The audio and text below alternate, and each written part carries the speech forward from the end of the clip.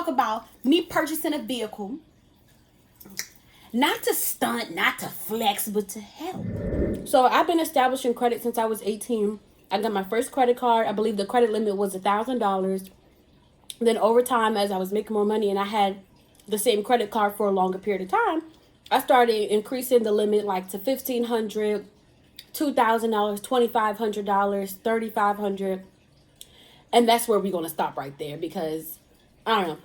So anywho, so I'm like, I've built up my credit in terms of unsecured debt, like your personal line of credits, your signature loans, and your credit cards. So I'm like, I'm young. It's time to really build credit because in the future, it might be a time that I really need something. I should be able to call up any financial institution, any company and say, hey, I want a loan, and it just happened. So the best thing to do is establish credit. I feel like a lot of people be like, oh, don't get credit. Don't get credit. Yeah, it be people, don't get credit for years. They be 60 years old. Oh, I never bought a car before. And they get declined because it's like you haven't established any credit. You have to establish credit. And what does that actually mean? Establishing credit is having credit. Building your credit history, like the length of time that you had the credit open, how well you are with paying the payments back, what type of credit you have, things like that. So came time to buy a vehicle. This is what I consider when I bought a car. I was like, you trying to stunt on everybody or you trying to be smart? So I was like, I could stunt, but I'd rather not. What's the point of me buying a fancy car? All I needed it to do is get from point A to point B. So my mind said, you know what? I'm going to get a Toyota or Honda or Acura. I wasn't really too familiar with Acuras, but I definitely heard some good things. So I was like, okay, let me put that on my list. So first things first, when you're thinking about buying a car, you want to think about, are you going to go new or used? So I definitely wanted to go used because as you all know, once you drive it off the lot, it depreciates. Then I was like, okay, so what type of vehicle do you want?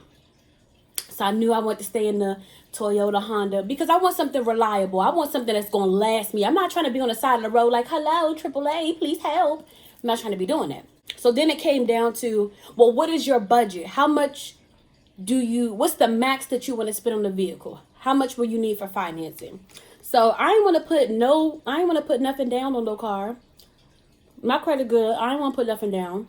And I was like, you know what?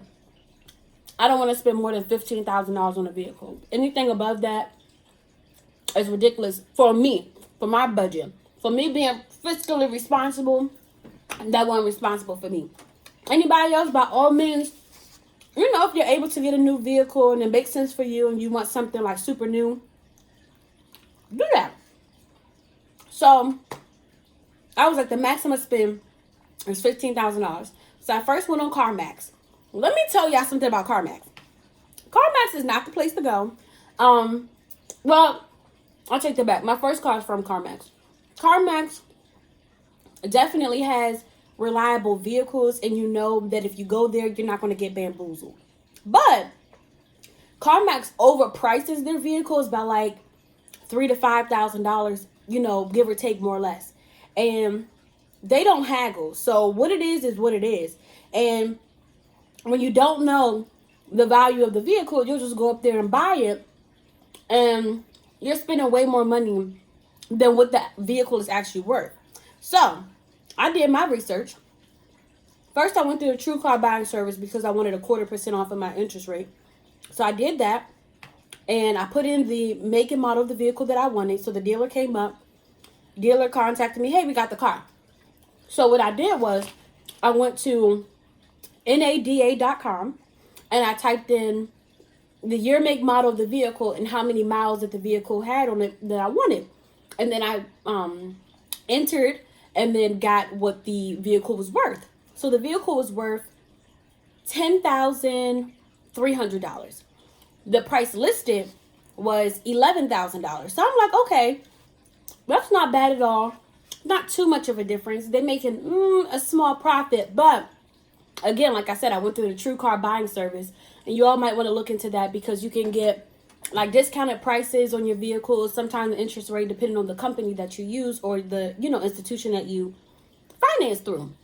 So I was like, look, I'm gonna get my little coin. So I ended up getting a discount on the vehicle. So instead of it being $11,000, it was on there for $10,700. So I went up to the dealer, and the guy that helped me, he was like, yeah, the best you're gonna get for this vehicle is $11,000. Like, I mean, that's like the best price. Like, that's like dirt cheap. Which I knew he wasn't lying, because your girl did her own research. And that's another thing. Like, do your own research first, because the dealer will tell you dreams. One, they want you to finance with them because they want to jack up the interest rate. They want to give you all these processing fees, things like that. It's ridiculous. So I was like, I'm about to do that.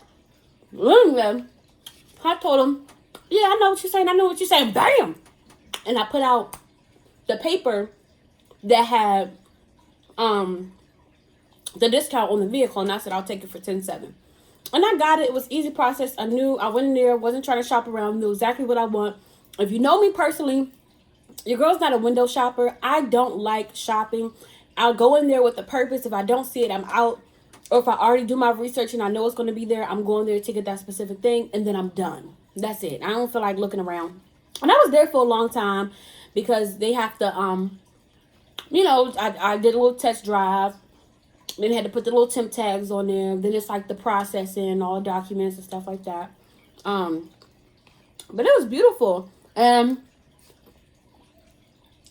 the car for a couple months now, and I'm already paid up till March. I'm gonna definitely, you know, keep up with the payments. You don't want to pay it off too early because you want to show that you can pay on things for a long period of time. I'm quick. The minute I get a loan, I'm like, oh no, let me pay this off. That's good. You want to keep your balances low, but when it comes to like your mortgages or your cars, that's where the real money is at, because you normally have those types of loans for a very long time. And that also factors into your interest rate when, like when you have credit for a long period of time and a short period of time. So that definitely helped me. But another thing you want to consider when you buy a car is whether you want to buy it cash or you want to finance. If you're going to finance, you want to build your credit up. If you want to do it cash, that's perfectly fine. A lot of people say, oh, don't waste your money on the car, just buy it cash and walk away.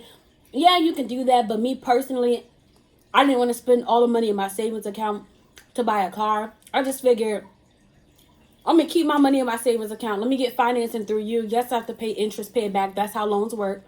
But I need to build my credit up, so if I do ever decide to buy a house, which we'll get into that in later videos, I don't really think I'm going to, but if I ever do, like, I'll be able to show that I've been building my history for a long period of time. So that's something to definitely look into. But if you got the coin and you want to buy it out cash, that's good. I would still suggest definitely doing your research so you don't get finessed. But you do got to pay for your own titling, registration, things like that. I mean, you got to pay either way, but if you do a loan route, you can have it factored into loan. If you do it the cash route, you got to pay a cash on your own. So that's that.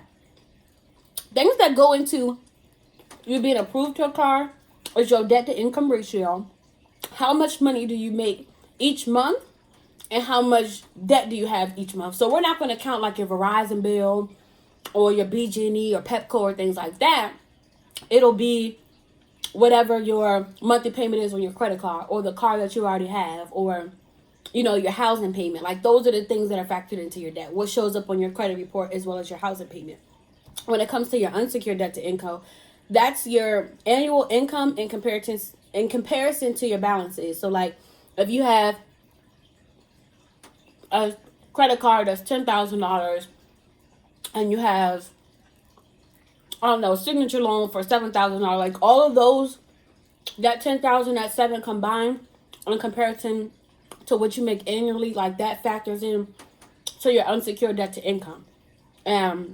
That's something else you want to, you know, kind of make sure that you monitor your own finances, and you know what exactly you got going on before you go try to apply for a loan, because they will be quick to shut you down, okay? But you want to at least know where you stand and where you're at with things. That's that. Also, your employment history. Don't nobody want to give you a loan if you've been working for 3 months, because we don't know if you really gonna keep the job or not. So in that case, you might want to get a cosigner. Like jobs, like companies, if you want to get a really good interest rate, companies want to see that you've been employed on a job for at least 2 years. Like 2 years is bomb. Like 12 months, okay. 2 years is bomb. You feel more comfortable giving somebody money if you know that they're gonna keep a job. You know? So that's important as well. If you ever want to buy a car or you need some advice, I'm your girl. If you got any questions, comments, concerns, you can comment below. And if you have any tips that you feel like anybody else could benefit on with buying a vehicle, comment below. But all right, y'all, I'm about to finish my mama dinner. And I will see y'all in the next video. Peace.